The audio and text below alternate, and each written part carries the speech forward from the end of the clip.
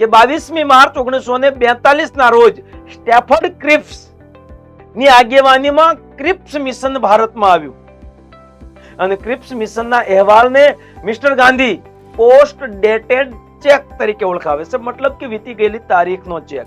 બહુ બધી ભલામણો ક્રિપ્સ મિશને કરી હતી, પણ એમાં સૌથી મહત્વપૂર્ણ કઈ બાબત ખોટી છે એવું પૂછ્યું છે, કઈ બાબત સાચી છે.